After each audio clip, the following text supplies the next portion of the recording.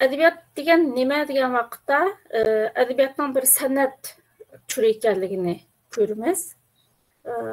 Bir adabiy asarni agar ko'rsak, o'qisak, uniki bir san'at saviyasiga chiqqan bir asar ekanligini ko'ramiz. Agar o san'at saviyasiga chiqmagan bo'lsa, ham o'qirmanlarning yoqtirishiga erishmaydi, ham yozuvchimi bek bilinmaydi. Bu asar o'qirmanlar tarafidan suyulmaganligi uchun ancha ko'zga ko'rinmayla tashlanib qoldi. Demakki, adabiyot bir san'at asri, san'atning bir turi aslida. Ondan keyin bir xalqqa oid bo'lgan, bir davrni aks ettiradigan yozma materiallar deb tushunishga bo'ldi.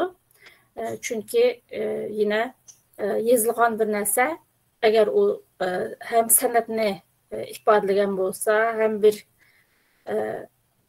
tarixni, bir xalq bo'lgan ma'lum bir davrni ifodalagan bo'lsa, vaqtda bu yozma material yine edebiyot doirasida tadqiq qilindi. Xuddi Orxun obidalarga o'xshash Türk xalqlarining tunji yozma asari bo'lish sifati bilan bir edebiyotning bir ijodiyati bo'lib hisoblandi aslida. Har xil nuqtadan tadqiq qilinib keldi hozirgacha. Bu Orxun obidalarning mangu tashlarining tadqiq qilinishidagi bir nuqta edebiyot bo'lib hisoblandi. Ya'ni edebiyot jihatdanmi tadqiq qilindi. Chunki hem tarixni ifodalaydi, Türk xalqlarining yashagan coğrafyasini ifodalaydi, til alaydiklarini ifodalaydi. Şunun bilan birga edebiyotni bizga shu vaqtdagi edebiyotning ahvolini ko'rsatib berdi. Bir fan yoki sohaga munosabatlik, sohaga oid asarlar deb qarashga bo'ldi. Bu noktada edebiyotni bir bilim sohasi deb tushunsak bo'ldi. Edebiyotning boshqa bilimlar bilan bo'lgan munosabati qanday degan vaqtda avval deganimizdek fizika qatorliq bilimlarga o'xshashlar o'ylanish, tadqiq qilish, tahlil qilish orqali yangi ko'z qarashlarni o'tirg'a qo'yadigan, qonuniyatlarga qarata qoidalarni tuzib chiqishga bo'ladigan bir bilim turi. Edebiyot bilimi o'z ichiga olgan tadqiq va tanqidga o'xshash sohalarda emgak qilgan vaqtimizda psixologiya, coğrafya, sotsiologiya, tarix va falsafa qatorliq bilimlardan foydalanamiz. Shunga qaraganda edebiyot ayrim bir bilim sohasi bo'lish bilan birga boshqa bilim sohalari bilan nihoyatda zich bog'lanishliq. Biz buni Uyg'ur edebiyotida nihoyat aniq ko'ra olamiz. Özlük degan nima degan vaqtida biz bunu so'zning o'zidan tushuna olamiz. O'ziga oid bo'lgan, o'zini ifodalaydigan, o'ziga mansub bo'lgan butun narsalar o'zlik bo'ldi. Masalan, biz qadimdan boshlab hozirgacha o'zimizning ko'ngan, o'zimizning vatanida, o'zimizning xalqi bilan yashagan hammamiz bizning o'zligimiz, madaniyatimiz, tilimiz, urf-odatimiz, eng kichik oilada masalan dasqanda o'tagandagi söz hareketimizgacha hammasi bizning o'zligimiz. Agar biz bu o'zligimizdan voz kechsak yoki mansub bo'lmay qolsak, o vaqtda biz Uyg'ur bo'lmay qolamiz, o'zimiz bo'lmay qolamiz. Shuning uchun o'zlik ham so'zning ma'nosidan ifodalanganiga o'xshash o'zimiz bilan munosabatli bo'lgan aloyidliklar deb aytishga bo'ldi. Edebiyotning vazifasi nima degan vaqtda edebiyotda normal shart, yani normal ahvolda Ədəbiyyat insanı insana tunutuşunu məqsəd qıldı. Vəzifəsini üstüge aldı. İnsanı insana tunutuşunu. Onun için insanı doğruluğa, güzellikle başlaş vəzifəsini üstüge aldı. Yani ədəbiyyatda tılğı elinğən məzmunlar insanlıqni şu ədəbiyyatına mənsub olan kişilərinlə emas fəqət bu ədəbiyyat bilən tunuşqan, bu ədəbiyyatdan zövq alğan bütün insanlıqni doğruluğa və güzəllikə başlaşını özgə vəzifə qılğan. Şunun üçün yaxşı bir əsər bolsa, başqa tillərə tərcümə qılınsa, başqa xalqlar bu əsərlərini nəhayət yaxşı görüb oxuydu. O əsər yaxşı yazılğan, həm sənət qiymətinə ega bolğan, həm insanlara umumyüzlük insanlara mənsub olan qiymətlərinin gövdələndirilən bir əsər bolsa əgər, bu çoxum insanların doğruluğa və güzəllikə başlaş vəzifəsini orunduğan buldu. Ondan başqa sənətin gücünü oturğa çıxırıb, güzəllikdən bəhrələniş və bəhrələndiriş vəzifəsini ötəydi. Yaxşı yazılğan əsər, biz hazır ədəbiyyatını davetimiz, sənətlə başqa türlü buluş mümkün. Məsələn, tam rəsmləri buluş mümkün, ədəbiyyatla özü buluş mümkün. Bunların hamısı bir sənət mahiyyətində durub, insanlara zövq verirdi, bəhrələniş duyğusunu verirdi. Uçraşqan kişilərini bu cəhətdə yaxşı duyğular bilən təminləyir. Ondan başqa Qərb fəlsəfələrinin ortaq göz qarşı görülən bəzi göz qarashlar var. Sənət insanların iş hərəkətini özgərtdi deyə qarıldı. Sənət insanların iş hərəkətini özgərtiş arqılıq dünyanı özgərtdi. Yəni iş hərəkət ədəbiyyat bilən özgürüşü mümkün. Bu nöqtədən elə baxanda. Çünki sənət insanların təbiətinə muvafiq bolğan, insanlarını tema qılğan, əgər deyilik bir ədəbi əsər bolsa, bu hayvanı tema qılğan yoki təbiətini tema qılğan bir əsər bolsun, bu çoxum o insanlara bəlgilik bir ifadələməkçi buldu. Çoxum bir uçurba o əsərdə.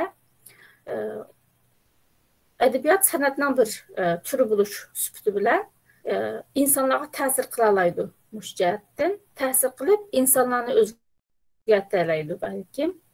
O vaxtda insanların birdən, ikiden özgürüşü bütün köpçülüklə özgürüşə bəlkə səbəbçi bulalaydı. Ədəbiyyat Uyğurlar üçün qandaq əhəmiyyətə ega degan vaxtımızda biz bu xəritəyə qarasaq, bizning Uyğurlarning faqat Şərqi Türkistanda emas, başqa dövlətlərdə, bulubmu ətrafındakı hazır müstəqil bolğan cumhuriyyətlərdə yaşayatqanlığını görürüz.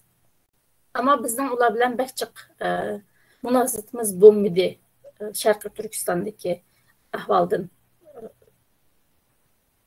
elib etsaq. Çünki fürsət bo'lmadi. Siyasi chegaralar bununla ruxsat vermedi. Bu Şərqi Türkistan bilan G'arbiy Türkistanning orasidagi ko'ch, xalqning ko'chishlari ba'zi tarixiy voqealarda, ba'zi vaqtlarda Şərqi Türkistonga, ba'zi vaqtlarda G'arbiy Türkistonga tarixning ma'lum bosqichlarida shunday ko'chishlar bo'ldi. Ammo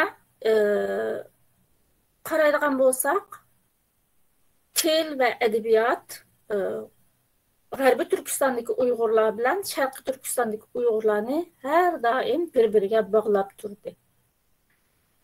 Hazır dünyanın hem yerde yine Uygurlar var. Bizdeki hazırki siyasi ve ictimai ahvalımız sebebi bilen dünyanın hem yerinde Uygurlar var. Bu Uygurların balları farklı tillarda sözler özü tuğan devletlerinin maarif sisteminde terbiyelenip birinci evlat, ikinci evlat ötdileyli, üçüncü, dördüncü evlat kelgan vaqtda bu Uygurlarni bir-biriga bağlaydigan narsa faqatla til. Ve bu til bilen yazılgan eserler Uygur edebiyatı kıskısı ruhi cihettin Uygurlarni bir-biriga bağlaydigan en muhim unsur bulup hesaplandı. Biz tariximizni öğrenişimiz, coğrafyamızı öğrenişimiz, farklı materiallardan bütünlay mümkün. Edebiyatımızda mı hem şundak. Mesela Türkiye'deki birisi Türkçe yazılan materiallardan bizim edebiyatımızı öğreniş mümkün. Angliyadaki birisi İngilizce yazılan eserlerden bizim edebiyatımızı öğreniş mümkün. Yani biz bir ortak til bilen birbirimiz bilen alaka kılalayımız. Bu til Uygurca aldı bilen. Uygurcunu bilmediği bizden 3. 4. evlat balalarımız başka bir til bilen yine birbiri bilen alaka kılalışı mümkün. O ortak bir til tepip. Ama ulanı ruhi cihettin bağlaydığı neyse edebiyat. Çünkü Uygurlarının qadimdan hazırgacha bo'lgan ko'z qarashi, dunyo qarashi, qimmat qarashi hamma narsa edebiyatda o'zining ifodasini topadi. Biz edebiy eserler orqali avlodlarimizga nurg'un ideallarimizni, qimmat qarashlarimizni o'gitib keldik ve bundan keyin shundoq bo'lsa biz bir yerde bir fikir etrafında, bir mefkure etrafında turalayımız. Şunun için edebiyat Uygurlarning Uygur bulup özünü Uygur his qilishi uchun Uygurlar uchun jenini pido qila olishi uchun, vaqtini, zehnini, pulini pido qila olishi uchun nihoyatda muhim. Yani bu ruh ne, Uygurluk ne bizge edebiyat elbette başka bilimler bilen billah, başka bilimler mi berdi ama edebiyat bizge bu ruh ne naiti canlılık kılıp yetküzeleydi evlattan evlatga. Şunun için Uygurlar için edebiyat mevcutluk dep esas buldu. Biz bunu bu 1900 yılın beşidir. Hazırgacha bo'lgan tariximiz jarayonidami his qilamiz. Çünkü biz hazırgacha sınıp ketmagan bo'lsak, birisi İslamiyet, yana birisi bizning tilimiz ve edebiyatımız. Bizning maktablarimizda mesela bizning o'zimizning tarixi nihoyatda tafsili ve etraflıca öğütülmeydi. Biz xalqning tarixini o'qib, xalqning qandaq shundoq tarixi borligini yodlab keldik. Ama edebiyat bizga o'zimizning tariximiz bilan munosabatlik uchurlarni berdi. Yani bizniki 1980-yildan keyin tarixni tema qilgan romanlarimizning ko'p yozilishi ve bu romanlarning nihoyatda so'yilib o'qilishi bu ma'nodan elib aytganda nihoyat qimmatli. Bizning ziyolilarimiz shuning uchun bu tarixiy voqealarni adabiy asarlar orqali avlodlarga yetkazgan. Shuning uchun edebiyat Uygurlarning mavjudligi demek. Yine Uygurlar için bu edebiyatın ehmiyetini tilga olgan vaqtimizda edebiyat hazırgacha qandaq vazifalarni o'tab keldi, bundan keyin yine nimalarni qila oladi degan ikki nuqtadan qarab chiqishga bo'ldi. Hazırgacha Abiyam degenimizdek tarixini biliş üçün edebiyat bizge hizmet kıldı. Biz edebi eserler vasıtası bilen tariximizni öğrendik. Tilimizni saqlab qaldık. Çünkü Uyghur tili edebi eserler vasıtası bilen evlatdan evlatqa terakki qilib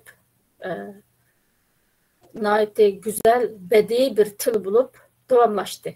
Ming yıldan buyan hiç üzülüp qalmay davam qildi. Bu nurgun eserlerinin yazılganlığı sebebidir. Tilning saqlanıp qilishi, terakki qilishi nurgun eserlerinin yazma eser bulup yazılışı ve edebi eser süptüde bunu işlengen bir til deb aytishga buldu. Edebi til süptüde devam qilishi. Bu edebi til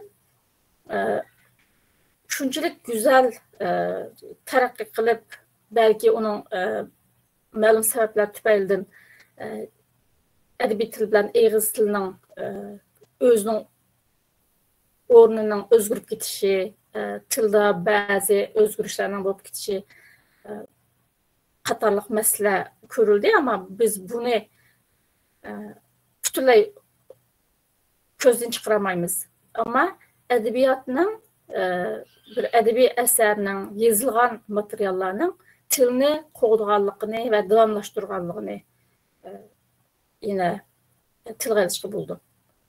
Ondan keyin milliy kimligimizni davomlashtirish eserlerde, yazma edebiyatda biz milliy kimligimizni davomlashtira oldik.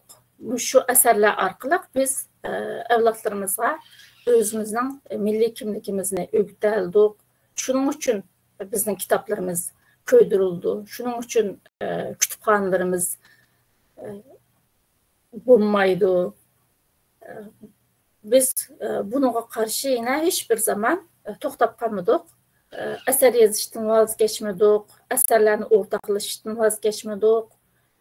Bu ma'lum vaqt eser yazılış man'i qilingan, yazuvchilar eğir kunlarni o'tkazgan zamonlar bo'ldi, xuddi hozirgidek. Ama bizning ziyolilarimiz özümüzün milli kimligimizni evlatlarımızga o'rgatishdan hiçbir vaqt vazgeçmedi, to'xtab qolmadi. Sanat yaratish Uyg'urlarga tarixdan beri Uyg'urlarga mansub Türk xalqlarining ichida hem şehir hayotiga Türk xalqlarining ichida tunji qitim o'tgan, yaylaq ko'chman hayotidan shaharlashishga o'tgan, shahar madaniyati barpo qilgan, tam rasmlari, undan keyin san'at degan vaqtimizda masalan Aman Nisoxonning muqomlarni ijod qilishi, bularni sistemli bir holga akilishi, bularning hammasi san'at. Bu san'at Uyg'urlarning ruhiy dunyosini nayeti yüksek bir mevkide bir yerde tutuşqa tutku bo'lgan deb aytishga bo'ldi. Bu san'atning hammasining ichida yine edebiyat mı var? Mesela o muqomlar qaraydigan bo'lsak, ularning tekstleri, Alisher Navoiyning she'rlari mı var? Tekstlar hozirgacha davom qilyapti. Yani bu san'atni yaratish nuqtasini elib aytganda yine edebiyatmi san'atni yaratish va davomlashtirish nuqtasidan xizmat qildi. Ondan keyin o'zimizni boshqalarga tunutish, bu davlatning siyosati bilan munosabatli bo'lib keldi har doim. O'zimizni boshqalarga tunutish fursatimiz bo'lganda tunutdik biz edebiyatimiz bilan. Edebiyat özümüzün başqalarga tunutishning bir vasitasi bo'lib ish ko'rdi. Biz bunu Cengiz Aytmatov'dan bilimiz yine. Bunun eserleri insonlikqa umumiy bo'lgan qimmatlarni, Qirg'iz xalqining his tuyg'ularini nihoyatda aniq bir insoniy tuyg'ular bilan ifodalab bergani uchun jiq tillarga tarjima qilindi, nihoyat shuhrat qozondi, yaxshi ko'rildi, o'qildi.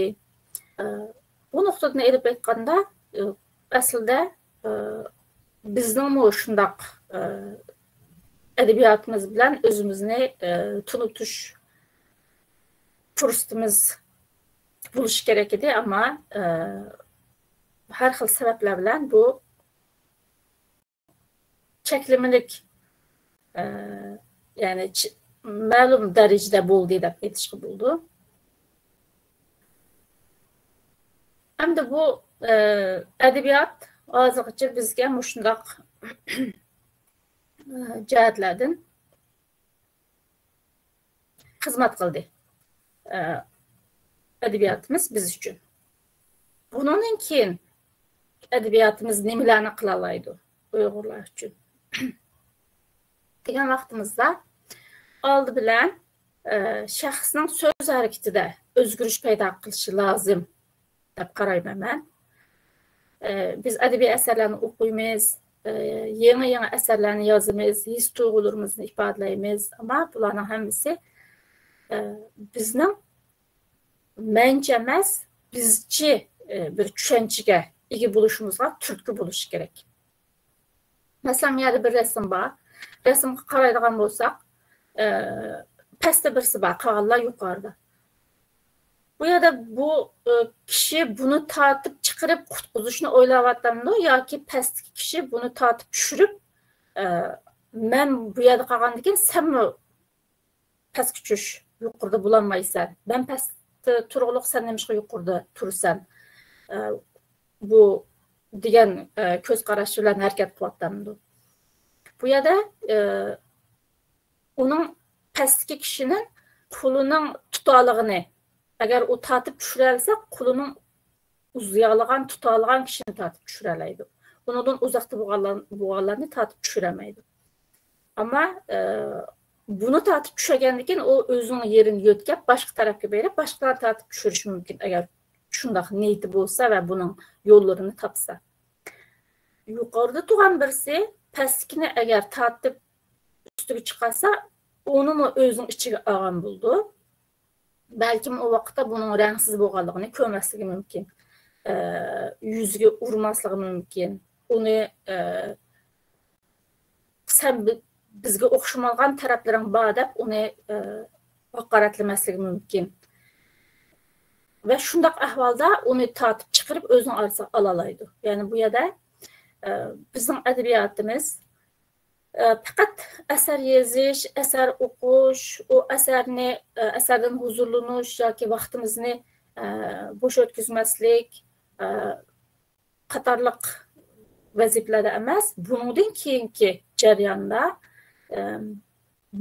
men oldiga chiqaman, men bu ishni qilaman,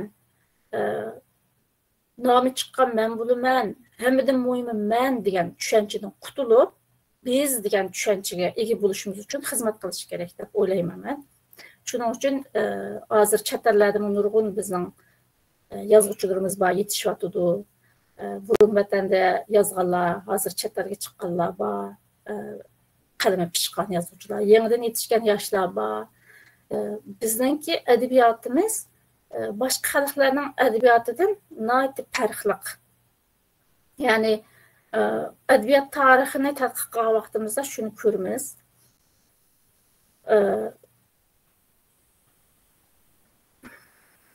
Erkin xalqlar, taraqqiy qilgan davlatlar adabiyotni bir san'at deb ijod qildi va san'at deb tushundi. San'at uchun san'at ijod qilish, ya'ni bir san'atni ijod qilish, uningga moddiy imkonlar ekanmasligi mumkin yoki boshqa bir xalqlarga qarata bir narsa, bir ideyani tashviq qilish qatorliq da'da bo'lmasligi mumkin. Faqat san'at ijod qilish uchun bir güzellik, bir sanat icad qilish uchun icad qilishi mumkin. Ammo bizning ahvolimiz o'xshamaydi. Biz adabiyotimizni, tilimizni yo'qotmasligimiz uchun, xalqimizni uyg'urlikdan to'zib ketmasligi uchun,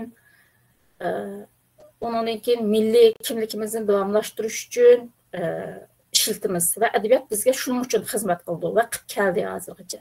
Ammo bundan keyingi bosqichda albatta bu xizmatlardan voz kechmaydi, davomlashadi. Undan boshqa biz Uyg'ur xalqi bo'lish sifatimiz bilan mendan qutulib biz bo'lishni o'rganadigan yo'lda adabiyotimiz bizga xizmat qilishi kerak.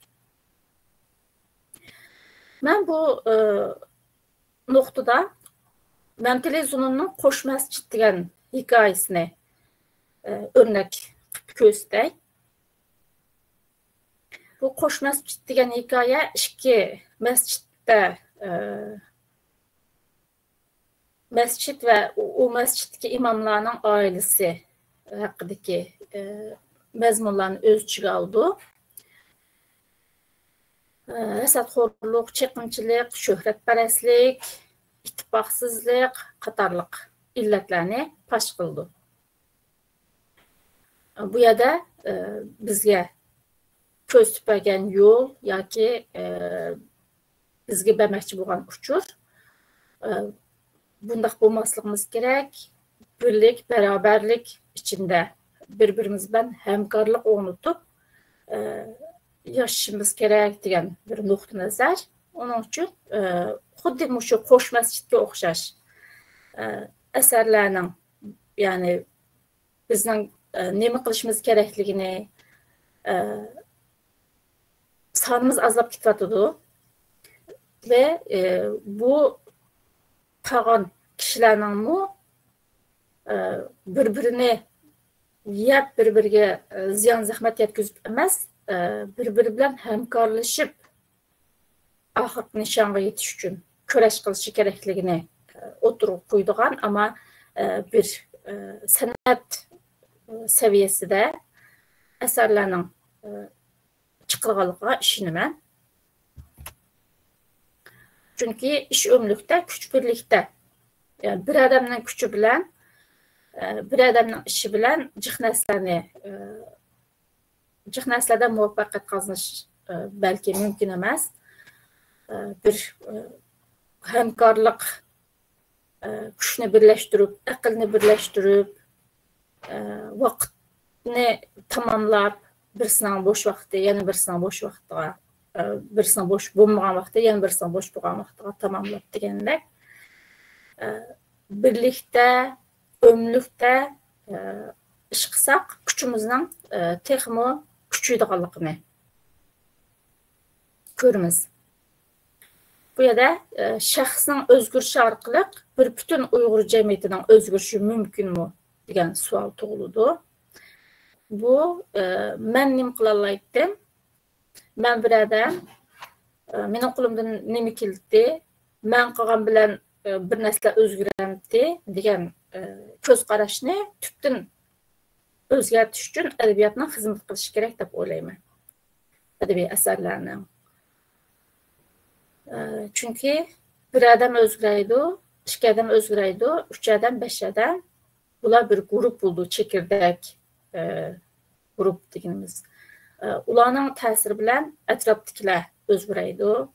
Shunday qilib biz nurg'un yaxshi ishlarni qila oladigan, yetishgan va hamma narsaning farqiga borgan bir xalq bo'lib balkim o'rnimizdan dasturimiz. Buning uchun adabiyotga nihoyatda og'ir vazifalar yuklangan deb aytishga bo'ldi. Şimdi bu yerda rasmni qaraydigan bo'lsak,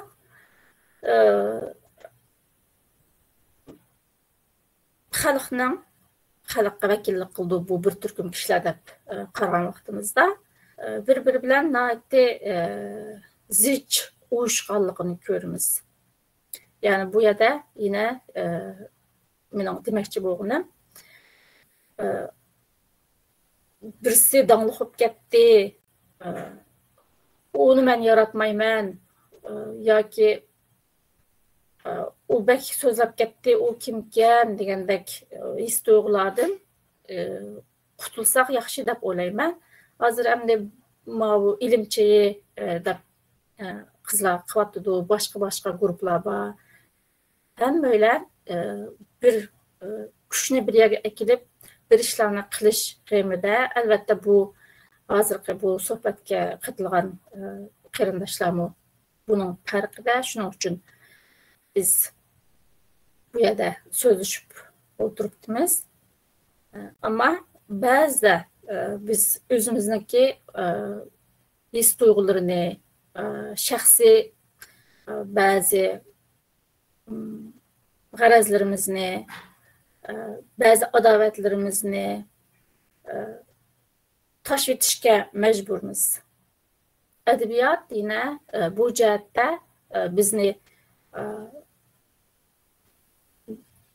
bizga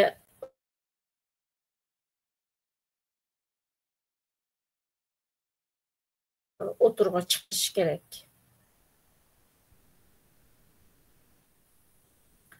Adabiyotni rivojlantirish uchun qanday qilish kerak degan vaqtimizda biz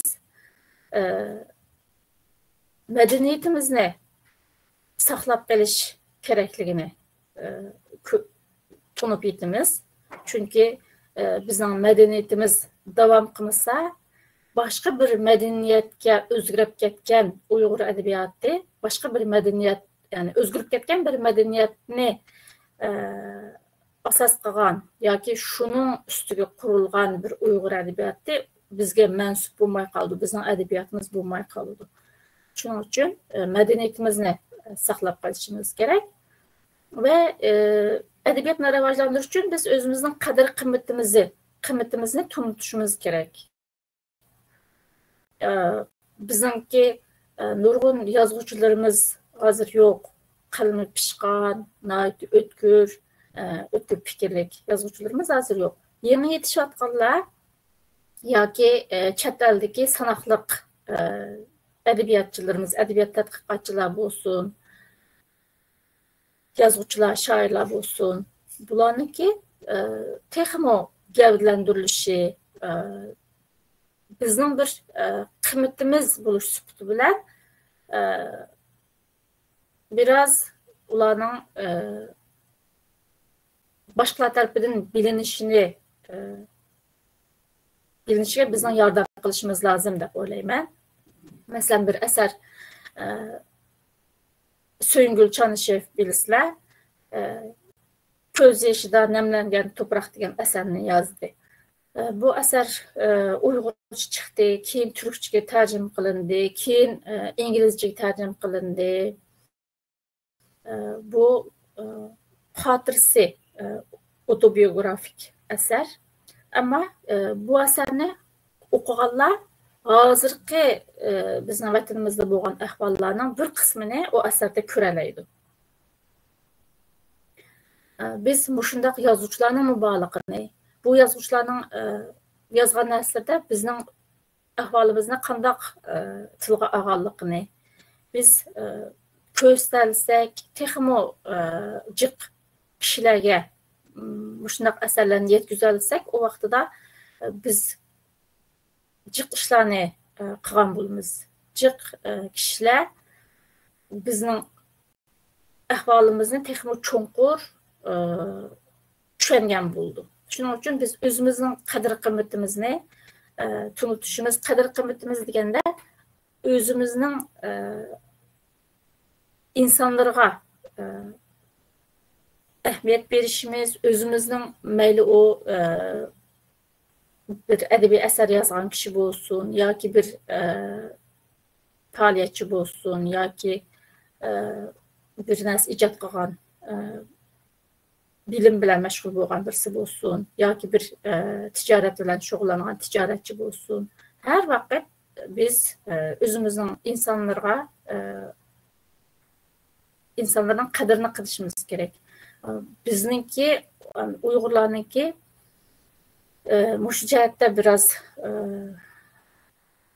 yaxşı qılamayan işlərimiz var. Məsələn, bir nəsə olsa, mən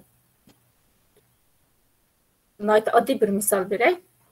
Məsələn, bir yığın olsa, chet ellik birisi gəlsə, biz ona heyran olub şundaq nima degan bilimlik deb heyran bo'lib ketamiz. Uyg'urlardan birisi gəlsə, o özümüzün tunuğan, özümüzün tilida gaplasha oladigan va tuyg'ularimizni paylasha oladigan birisi bo'lgani uchun o chet ellikka ko'rsatgan hurmatni ko'rsatmay, egizpas gaplarni qo'rqmay qilamiz.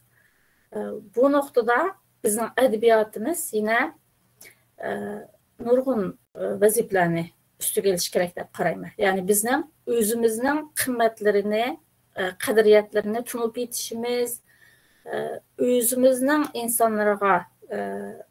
insonlarning qadrini qilishning o'zimizning qadrini qilganligimiz bo'lganligini tunib yetishimiz nuqtasida yana adabiyotga vazifa tushadi bu yerda. Hamda biz bu madaniyatimizni saqlab qolish, o'zimizni qadrlash, o'zimizdan bo'lganlarni qadrlash orqali o'zimizning qadrini qilish degan nuqtada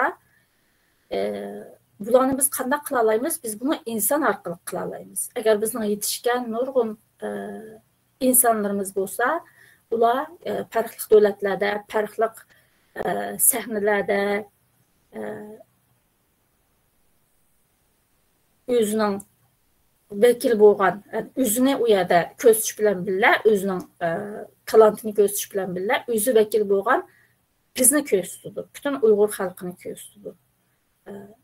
Bütün kasblarda, bütün sohalarda nihoyatda ko'zga ko'ringan, muvaffaqiyatli nurg'un kishilar bo'lsa, u vaqtda bizning nurg'un ishlarimiz texmo balkim rivojlanib ketishi mumkin. Buning uchun inson, ya'ni Uyg'ur o'zi nihoyatda muhim, Uyg'urning hayoti nihoyatda muhim. Uyg'urlarning kim oyoqqa tassa shu yoqqa ketadigan, kim nimani istasa shuni qildigan, boshqalarni xushal qilish uchun yoki boshqalar istagani uchun ma'no qilay deydigan unchalik jiq insoni yo'q. Uyg'urlarning soni cheklik.